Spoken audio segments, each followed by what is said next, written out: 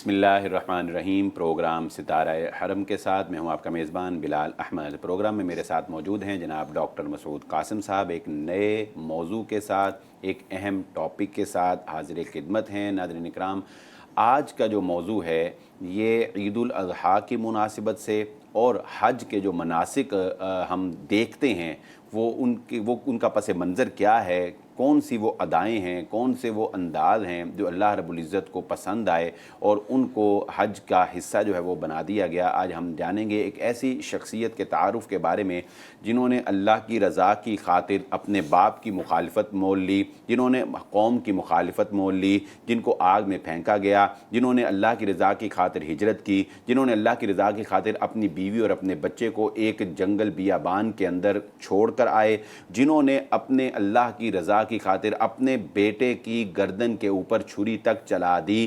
جی ہاں، ہماری مراد حضرت ابراہیم علیہ السلام کی شخصیت ہے، جن کے بارے میں اقبال نے کہا ہے کہ آج بھی ہو جو ابراہیم کا سا ایمان پیدا، آگ کر سکتی ہے انداز گلستاں پیدا۔ ڈاکٹر صاحب، حضرت ابراہیم علیہ السلام کی شخصیت انبیاء اکرام میں ایک جلیل القدر مقام و مرتبہ رکھتی ہے، اور امام الانبیاء جو ہیں وہ جانے جاتے ہیں کہ ان کے بعد جتنے بھی نبی آئے ہیں اللہ رب العزت نے آپ کی ہی اولاد سے ان کو جو ہے وہ بھیجا ہے۔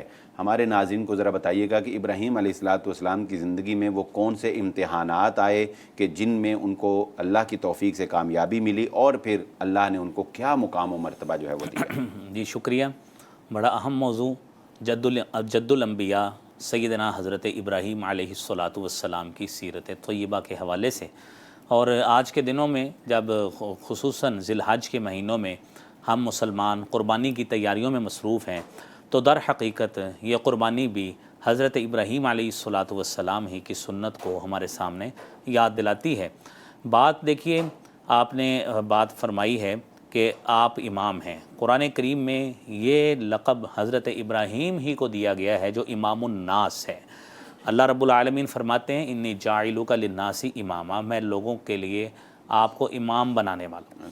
اب وہ دیکھیے آپ کی جو شخصیت ہے، جو آپ کی حیثیت ہے، جس طرح آپ نے انٹرو میں خود بیان فرمایا ہے کہ انبیاء کی کثرت کے ساتھ جو سیریل ہے وہ حضرت ابراہیم علیہ السلام ہی تک پہنچتی ہے، حتیٰ کہ میرے اور آپ کے ہادی اور رہبر حضور سید القونین خاتم النبیین جناب محمد الرسول اللہ صلی اللہ علیہ وآلہ وسلم کا تعلق بھی آپ ہی کے یعنی نسل سے حضرت اسماعیل علیہ السلام سے ہے۔ اب بات ہوئی کہ آپ نے اس میں کوئی شک نہیں ہے کہ ابتدا سے ہی اللہ رب العالمین نے مختلف آزمائشیں ابراہیم علیہ السلام کے لیے رکھیں، اور یہ جتنی بھی آزمائشیں بلال صاحب ہوتی ہیں یہ کسی بھی برگزیدہ شخص کے لیے اس کے درجات کی بلندی، اس کا سٹیٹس بڑھانا، اس کی عظمت کو روشناس لوگوں کے سامنے کروانا، یہ چیزیں اس لیے نکھار پیدا، یعنی سونا جو بھٹی میں ڈالا جاتا ہے تو اس کا اور زیادہ نکھار اس کو کند بنا دیا جاتا ہے، کندن بنانے کے۔ جی بالکل، بے شک۔ دیکھیے نا، اللہ رب العالمین قرآن میں فرماتے ہیں لقد آتینا ابراہیم رشدہ من قبل وکنا بہ عالمین، ہم نے تو رشد عطا فرمایا ابراہیم علیہ السلام کو، یعنی پرسیپٹیو اپروچ، جو بصیرت، جو فہم، جو ادراک اللہ نے حضرت ابراہیم کو عطا فرمایا ہے وہ تو اللہ رب العالمین نے اس طرح کا کسی کو بھی عطا نہیں فرمایا۔ یہ قرآن کریم میں سورہ انبیاء کی آیت ہے۔ پھر دیکھیے آپ علیہ السلام کے امتحانات کی بات کریں تو سب سے بڑا امتحان تو دیکھیے کہ باپ کے گھر میں ہیں، باپ گھر سے نکال رہا ہے، کتنی بڑی آزمائش ہے کہ جائے پناہ کیا ہے۔ آج دنیا کے اعتبار سے انسان دیکھتا ہے تو دنیا میں سب سے بڑی پناہ جو ہے وہ اس کا گھر ہوتا ہے۔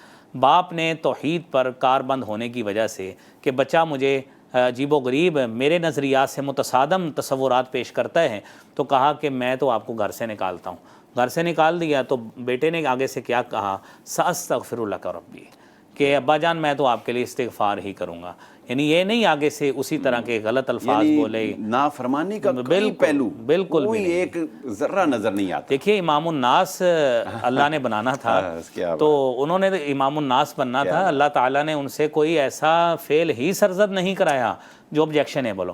پھر دیکھیے جو معروف بات ہے قربانی والی، یہ کتنے کہ آپ یعنی اتنا اللہ سے مانگ کر اولاد لیں اور پھر اللہ تعالیٰ حکم دیں، یعنی انبیاء کا خواب وہی کی حیثیت ہوتا ہے تو آپ یہ کام کریں کہ جی بچے کو ذبح کر دیں، کتنی بڑی آزمائش تھی۔ تو ابراہیم علیہ الصلوۃ والسلام اس میں بھی پورے اترے۔ پھر جب قبیلے والے سارے کے سارے لوگ گئے، اپنے کسی میلے ٹھیلے میں گئے، آ کے دیکھا بت ان کے سارے ختم ہوئے پڑے ہیں، ٹوٹے پڑے ہیں۔ تو قرآن کریم میں سورہ انبیاء میں تفصیل کے ساتھ واقعہ موجود ہے۔ تو انہوں نے کیا کہا کہ سمعنا فتى یذکرہم یقال لہ ابراہیم، کہ یہ جو کام ہے نا ہمارے بتوں کے ساتھ کیے ہیں، یہ ہم نے ایک نوجوان کو سنا ہے، اس کو ابراہیم کہتے ہیں، اسی نے کیا ہونا۔ اب کیا کرو، حرقوہ وانصروا آلہتکم، کیسے جاہل لوگ ہیں، کیا کہہ رہے ہیں، حرقو، اس کو جلا دو، اور کتنی اہم بات جو جاہلوں والی، وانصروا آلہتکم، اپنے معبودوں کی مدد کرو۔ بھئی معبود تو مدد کرنے والے ہوتے ہیں۔ تو خیر یہ تو ان کی چلیں عقل پہ پردہ پڑا تھا، مشرک تھے، لیکن ابراہیم کے لیے تو ایک بڑی آزمائش تھی کہ ان کو آگ میں ڈالا جانا، وہ تو اللہ رب العالمین کی طرف سے ایک بہت بڑی نعمت۔ اور آپ کے لیے ایسا ہوا کہ قلنا یا نار کونی بردن وسلام علی ابراہیم، کہ اللہ تعالیٰ نے آگ کو کیا کیا، ٹھنڈا کر دیا، ابراہیم علیہ الصلوۃ والسلام کے لیے سلامتی والا کر دیا۔ تو یہ آزمائش ابراہیم کے لیے کم تھی۔ اور پھر ظالم جابر بادشاہ کے سامنے یہ بات فرمائیے کہ آگ جب جلائی گئی، اور بڑی اس میں مبالغہ نہیں کی جاتی، بہت بڑی آگ جلائی گئی، بہرحال جو بھی تھا آگ جلائی گئی۔ جی اچھا، حضرت ابراہیم علیہ الصلوۃ والسلام کو آگ میں پھینکا گیا، ٹھیک ہے۔ اب اتنا بڑا واقعہ قوم دیکھ رہی ہے، اور اتنا بڑا واقعہ کہ آگ جس کا کام جلا دینا ہے، جس کے پاس بھی انسان نہیں پٹک سکتا، اس سے ایک انسان جو ہے وہ بالکل صحیح سلامت نکل آئے، کیا قوم کا کوئی فرد اتنے بڑے معجزے کو دیکھ کر اسلام نہیں لایا؟ دیکھیے، جب جو شخص مشرک ہوتا ہے نا، اب دیکھیں عقائد کی بات ہے نا، تو قرآن کریم میں اللہ رب العالمین نے مشرکوں کے عقائد بیان کیے ہیں، تو وہ ان چیزوں سے وہ بے غرض تھے، انہیں اس چیز کا نہیں تھا، وہ اپنی اندر کا ابال نکالنے کے لیے ابراہیم کو پھینک رہے تھے۔ حضرت ابراہیم کو پھینکا تو قرآن کریم میں ایسے لوگوں کا تذکرہ ہے نا کہ جب ان سے کہا جاتا ہے یہ فلاں چیز دیکھیں، یہ فلاں چیز دیکھیں۔ حضرت رسول اللہ صلی اللہ علیہ وسلم سے جب چاند کے حوالے سے بات ہوئی تو کہنے لگے آپ نے جب چاند کے 2 ٹکڑے کر دیے تو آگے سے چے جائے کے مانتے، کیا کہتے اس کا جادو پہلے زمین پہ چلتا تھا، اب آسمان پہ بھی چلنے لگ گیا، نعوذ باللہ۔ ڈاکٹر صاحب، آپ کی کہنے کے مقصد یہ کہ جنہوں نے نہیں ماننا نا، وہ بڑے سے بڑا معجزہ دیکھ کر بھی نہیں مانتے۔ حالانکہ یہ جس طرح آپ نے خود بات بیان کی کہ اتنی بڑی آگ، اتنا بڑا الاؤڈ جلایا گیا، تو آگ تو جلاتی ہے، اس سے تو سب کو مسلمان ہو جانا چاہیے تھا، لیکن وہ چیز نہیں مانی ہے۔ پھر اس کے ساتھ ساتھ دیکھیے ابراہیم علیہ الصلوۃ والسلام کو اللہ رب العالمین نے یعنی آپ کو یہ مقام دیا کہ حضرت رسول اللہ صلی اللہ علیہ وسلم کو آپ کا مقتدا بنایا ہے۔ حضرت نبی صلی اللہ علیہ وسلم بھی آپ ہی کے دین کے پیروکار تھے جب تک آپ نے اعلان نبوت نہیں کیا۔ اور پھر ابراہیم علیہ الصلوۃ والسلام، آپ کی حیثیت دیکھیے، ایک جماعت کی حیثیت تھی، جماعت کی ایسی حیثیت ہے کہ یعنی جو صفات ایک امت میں پائی جاتی ہیں، ایک جماعت میں پائی جاتی ہیں، وہ ساری یکسوئی کے ساتھ آپ میں پائی جائیں۔ یہاں پہ دیکھیے آپ انتہائی ان کنٹروورشل شخصیت ہے، کیونکہ عیسائیوں کے نبی ہیں حضرت عیسیٰ علیہ السلام، وہ بھی بنی اسرائیلی نبی ہیں۔ یہودی اپنی نسبت حضرت موسیٰ کی طرف کرتے ہیں، تورات کی طرف اپنی شریعت کی نسبت کرتے ہیں، تو وہ بھی انتہا کدھر ہے، حضرت ابراہیم کی ڈائنیسٹی، ان کی فیملی کی طرف۔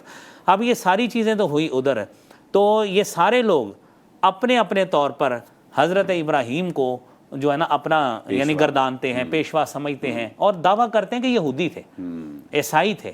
اللہ رب العالمین فرماتے ہیں ما کان ابراہیم یہودیا ولا نصرانیا، ابراہیم یہودی نہیں تھے، ابراہیم نصرانی نہیں تھے، عیسائی نہیں تھے، ولیکن کان حنیفا مسلما، آپ ایک یک طرفہ مسلمان تھے، ذرہ برابر بھی شرک کا ایک جو سپاٹ ہے وہ بھی آپ کے اوپر نہیں تھا۔ اللہ تعالیٰ نے، چلیں بریک لیتے ہیں، اس کے بعد بات کرتے ہیں۔ ناظرین کرام، بڑی پیاری بات حضرت ابراہیم علیہ السلام کے متعلق ڈاکٹر صاحب نے کہی، اور وہ کیا کہ یہودی کہتے ہیں ابراہیم ہمارے، عیسائی کہتے ہیں ابراہیم ہمارے، اور اللہ کہتا ہے کہ ابراہیم کسی کے نہیں، ابراہیم صرف اپنے اللہ کے۔ تو ناظرین کرام، وقت ہوا چاہتا ہے ایک بریک کا، حاضر ہوتے ہیں بریک کے بعد۔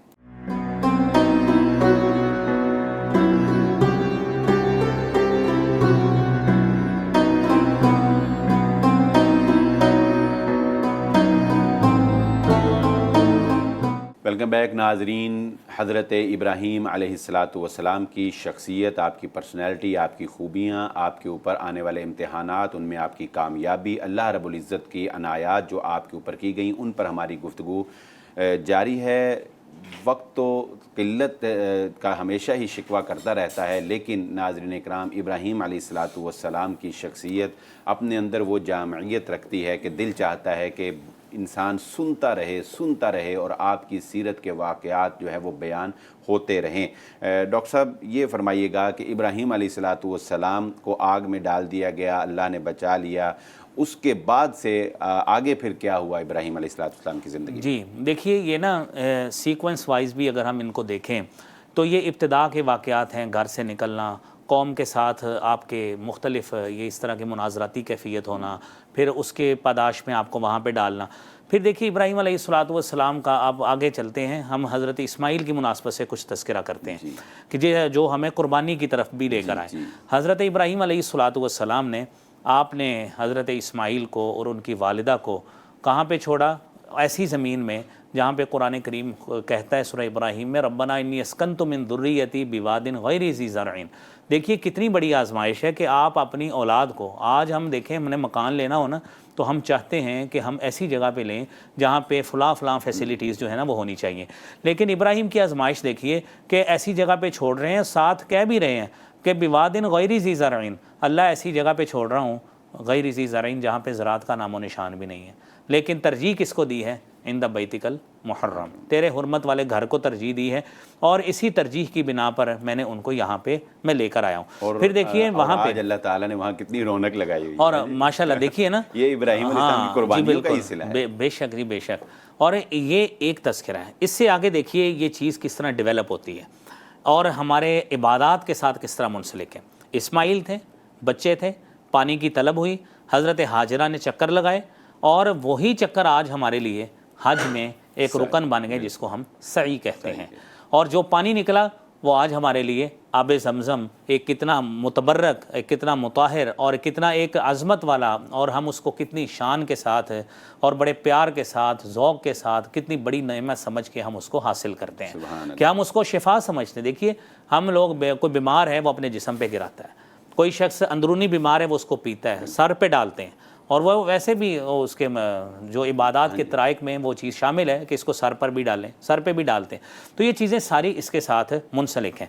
फिर हज के एक अहम रुकन में बिलाल साहब जमरात है, उसका ताल्लुक भी हज़रत इब्राहीम के साथ मुंसलिक है कि शैतान बार बार वरगला रहा है। अब देखिए ना, यहाँ से ही जब इब्राहीम का बेटा बलूगत को पहुँचा, लम्मा बलग माअहु साया क़ाल या बुनय्या इन्नी अरा फ़िल मनाम, तो शैतान वरगला रहा है कि इतने बुढ़ापे में ये कर रहे, इतने बुढ़ापे में ये कर रहे हो। तो इब्राहीम ने उसको क्या किया? कैंकर मारी। वो आज जमरात के नाम से मारूफ है। हमारा हज पूरा नहीं होता जब तक हम वो काम कर नहीं लेते हैं। देखिए हाँ, उसको जमरात को हम पत्थर नहीं मारते, सही नहीं करते, ये सारी चीज़ें हमारे हज के हिस्से हैं कि ये काम हमें करना पड़ता है। अल्लाह ताला को हज़रत इब्राहीम अलैहिस्सलातु वस्सलाम की कुर्बानियाँ इतनी पसंद आईं कि अल्लाह ताला ने क़यामत तक के लिए उन अदाओं को जो है वो जारी रखने के लिए और बार बार जो है वो जहनों में ताज़ा रखने के लिए और बार बार देखने के लिए जो है वो अल्लाह रब्बुल इज़्ज़त ने दीन का हिस्सा बना दिया। बिल्कुल बिलाल साहब, मैं आपके सामने कुरान की आयत रखता हूँ, आप अंदाज़ा कीजिए कि अल्लाह ताला अपने उस महबूब पैगंबर का किस अंदाज से तज़किरा करें। 6 सिफ़ात उस आयत में। अल्लाह फरमाते इन्ना इब्राहीम काना उम्मा, इब्राहीम एक उम्मत थे। हालांकि वो तो एक फ़र्द थे, लेकिन अल्लाह कहते हैं एक उम्मत थे, यानी उसके कई ताबीरात हैं कि जो एक उम्मत में सिफ़त हो सकती है वो आप में थी। जो एक उम्मत का एक अहद होता है, जो उनका किरदार होता है, वो अकेले इब्राहीम का था। फिर क़ानितन, फरमाबरदार थे, हनीफ़न, यक तरफ़ा थे, यानी 3 सिफ़ात यहाँ पे। शाकिर लिअनउमी, यानी हम कितनी ज़ाहरी तौर पे हम डेप्रीवेशंस बयान कर रहे हैं कि ये अमूमी तौर पर हमारे मुआशरे में हम कहते हैं महरूमी है, फल पास नहीं है, रिस्क पास नहीं है, बेआबो गया जगह है, हम कहते हैं ये महरूमी है। लेकिन इब्राहीम को अल्लाह कहते हैं शाकिर लिअनउमी, कि वो अपने रब की नेमतों का शुक्र अदा करने वाला। इज्तबा हो, अल्लाह ने उसको चुन लिया। और कैसा चुना कि कुरान कहता है वत्तखज़ल्लाहु इब्राहीम खलीला, हमने इब्राहीम को खलील बना लिया। अल्लाह ताला ने इब्राहीम को खलील चुन लिया। फिर वहदाहु इला सिरात मुस्तकीम, हमने उसको क्या किया? सीधे रास्ते की तरफ रहनुमाई की। सीधे रास्ते की तरफ जो रहनुमाई की, फिर उसकी विसातत से, उनकी औलाद से, उनके सुल्ब से आज ہم امتی ہونے کے اعتبار سے حضرت ابراہیم علیہ الصلوۃ والسلام ہی کی طرف ہماری نسبت ہے، کیونکہ نبی کریم صلی اللہ علیہ وسلم ان کی اولاد میں سے ہیں، تو ہماری نسبت بھی ادھر ہوئی۔ تو آج کروڑوں لوگ، آج تک بلکہ اربوں لوگ وہ حضرت ابراہیم علیہ الصلوۃ والسلام کے امتی ٹھہرے۔ پھر اس میں فطرت کی کئی چیزیں ہیں، وہ ایک الگ مسئلہ ہے۔ صاحب اس میں ایک بات کی طرف آپ کی توجہ بھی دلا دوں کہ آپ دیکھیں جیسا کہ آپ نے کہا کہ ہماری نسبت بھی ابراہیم علیہ السلام کی طرف ہے، تو ہمیں جو اپنے نبی صلی اللہ علیہ وسلم پر درود سکھایا گیا، جسے ہم درود ابراہیمی کہتے ہیں، بڑی پیاری بات، اس میں بھی ہم اپنے نبی صلی اللہ علیہ وسلم کے ساتھ ساتھ حضرت ابراہیم علیہ السلام اور آل ابراہیم پر، آل ابراہیم پر بھی اور آل ابراہیم پر، اور پھر ہم نماز میں دعا کرتے ہیں ربی اجعلنی مقیم الصلاۃ ومن ذریتی، اور وہ دعا بھی وہ ابراہیم علیہ الصلوۃ والسلام کی دعا ہے۔ دیکھیے اللہ رب العالمین نے ایک ایسا پکا قانون بنایا ہے، کہا ہے نا جی صحف ابراہیم و موسیٰ، اللہ نے ابراہیم پر اتنے انعام کیے، صحیفے دیے، کہا من یرغب عن ملت ابراہیم الا من صفح نفسہ، ابراہیم علیہ الصلوۃ والسلام کے دین سے، ملت سے وہی بے رغبتی کرتا ہے جو بے وقوف آدمی ہوتا ہے۔ تو یہ انتہائی اہم بات ہے، حضرت ابراہیم کی شان اللہ تعالیٰ نے اس حوالے سے بیان کی ہے۔ جی ڈاکٹر صاحب، اب ایک بات کی طرف ہمارے ناظرین جو ہے ان کی توجہ مبذول کروائیں آپ کہ حضرت ابراہیم علیہ الصلاۃ والسلام کی اس سنت کو ہم زندہ رکھنے کے لیے قربانی جو ہے وہ ہر سال کرتے ہیں۔ بعض لوگ، یہ موضوع سے ہٹ تو جائے گا تھوڑا سا، لیکن میں سمجھتا ہوں کہ یہ ضروری ہے ٹاپک، ہم انشاءاللہ بریک کے بعد آپ سے اس کا جواب چاہیں گے۔ سوال یہ ہے ڈاکٹر صاحب کہ کیا قربانی والے دن، یعنی جس دن ہم نے قربانی کرنی ہے، اس دن ہم اگر قربانی کے پیسے صدقہ کر دیں یا ہم قربانی کے پیسے جو ہیں وہ کسی کو کپڑے لے دیں، اس بارے میں کیا وہ سنت ابراہیمی زندہ ہو جائے گی؟ کیا وہ سنت ابراہیمی کا حق ادا ہو جائے گا؟ اس بارے میں انشاءاللہ آپ سے جانیں گے بریک کے بعد۔ ناظرین کرام، یہاں پر وقت ہوا چاہتا ہے ایک بریک کا، حاضر ہوتے ہیں بریک کے بعد۔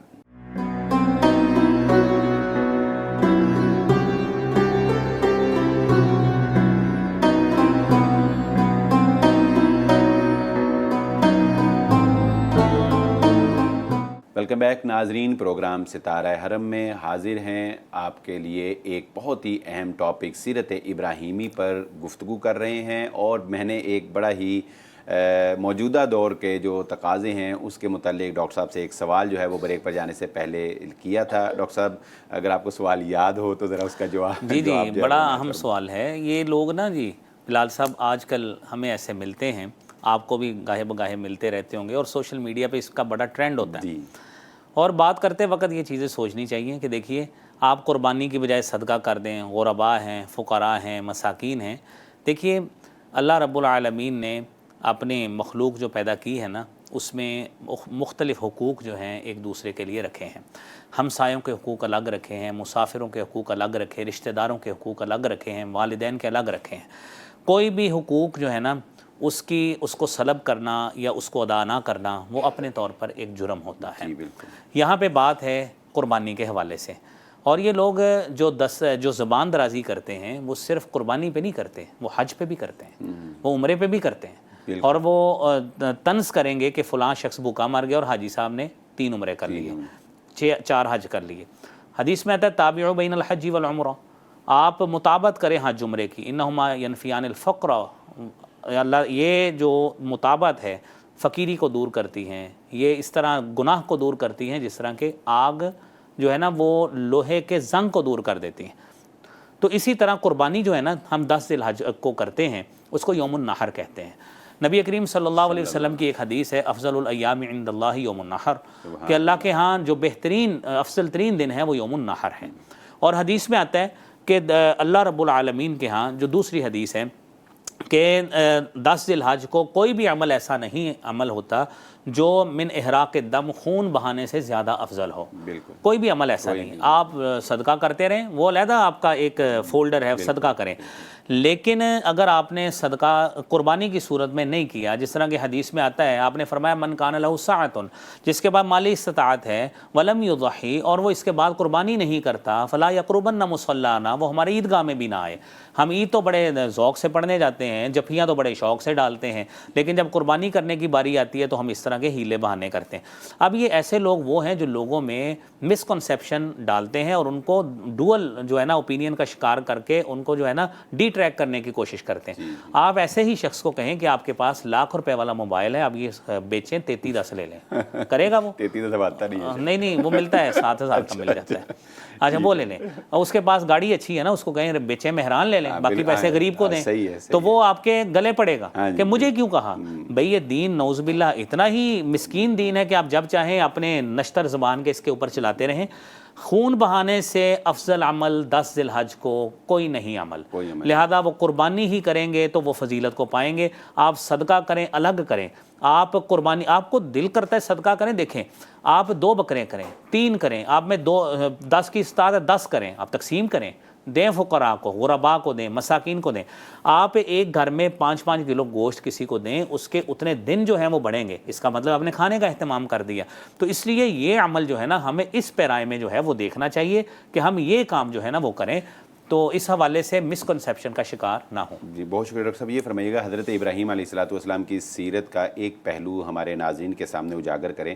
یہ بیت اللہ جو آج ہم دیکھ رہے ہیں، اس کی عظمت، اس کا وقار، اس کی تعظیم جو مسلمانوں کے دلوں کے اندر پائی جاتی ہے، اس کی تعمیر میں حضرت ابراہیم علیہ الصلوۃ والسلام کا کیا کردار ہے؟ جی بہت اہم بات ہے یہ تو بیت اللہ کی تاریخ کے حوالے سے قرآن کریم میں بھی اس کا تذکرہ موجود ہے کہ ابراہیم علیہ الصلوۃ والسلام نے اپنے بیٹے اسماعیل کے ساتھ مل کر جو ہے نا اس کو تعمیر کیا۔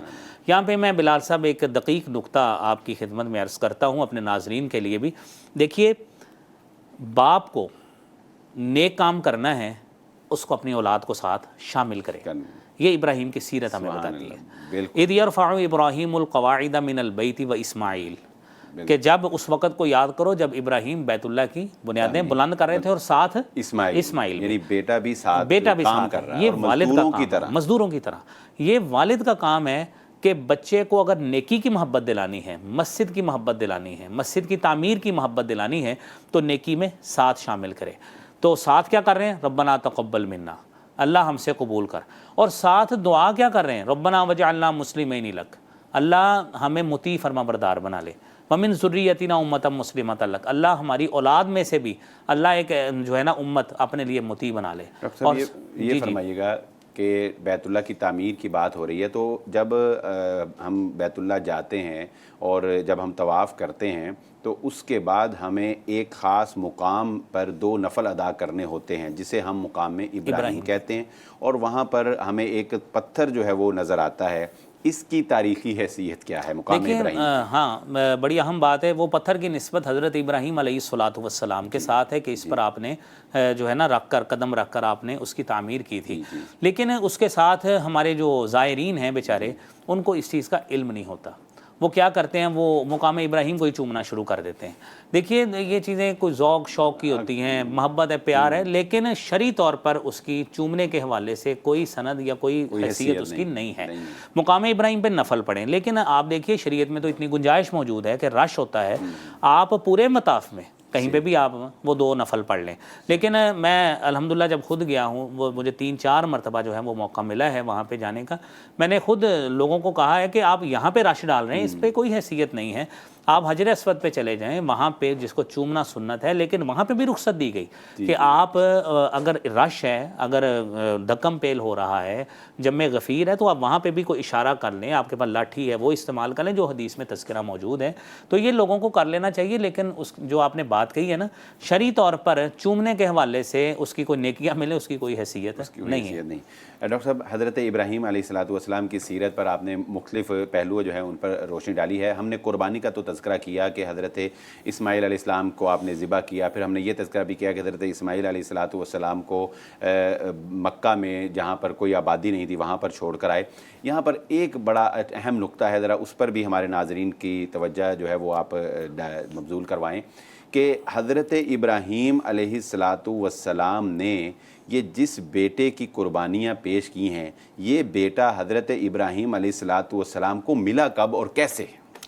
دیکھیے حضرت ابراہیم علیہ الصلوۃ والسلام کو جب یہ آئے نا، یہ فرشتے آئے جی حضرت لوط علیہ الصلوۃ والسلام کے پاس، حضرت لوط علیہ السلام کے پاس لوط علیہ السلام کی قوم کو تباہ کرنے کے لیے آئے حضرت ابراہیم کے پاس۔ اب ہوا یوں کہ اس میں جب وہ فرشتے آئے، حضرت ابراہیم نے ان کے آگے بچڑا جو ہے نا وہ بھون کے رکھ دیا، لیکن حضرت ابراہیم کو اس چیز کا احساس نہیں تھا کہ یہ فرشتے ہیں، یہ کون ہیں۔ تو انہوں نے کہا کہ ابراہیم علیہ السلام نے تھوڑے سے ڈرے، انہوں نے کہا لا تخف، ڈریے مت، انا ارسلنا الی قوم لوط، ہم تو قوم لوط کی طرف بھیجے گئے ہیں۔ وامرأتہ قائمۃ فضحکت، وہ کہتے ہیں، قرآن کہتا ہے ان کی زوجہ جو ہے نا وہ پاس کھڑی تھی، ہنس رہی تھی۔ فبشرناہا باسحاق، ہم نے اس کو اسحاق کی خوشخبری دی۔ ومن وراء اسحاق و یعقوب، اور اسحاق کے بعد یعقوب کی جو ہے نا وہ خوشخبری جو تھی وہ ان کو دی۔ تو خیر، تو وہ کہنے لگی کہ یہ کیسے ہو سکتا ہے، آلد وانا عجوز وہذا بالی شیخا، یہ اصل وہ پوائنٹ ہے کہ کیا آلد وانا جو عجوز، معجزے کو ظاہر کرتا ہاں معجزے کو ظاہر۔ دیکھیں کہ میری کیفیت یہ ہے کہ یہ بوڑھا آدمی ہے، میں بانجھ ہو چکی ہوں، یہ کیسے ہو سکتا ہے؟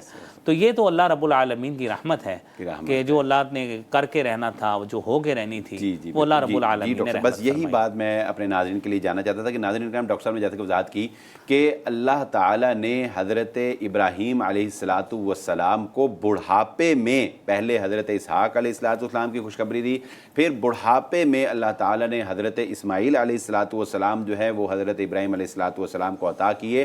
یعنی یہ بچہ جس کی قربانی حضرت ابراہیم علیہ السلام دے رہے ہیں، یہ اس حالت میں ابراہیم علیہ السلام کو ملا جب کہ عمومی طور پر انسان اولاد سے مایوس ہو چکا ہوتا ہے۔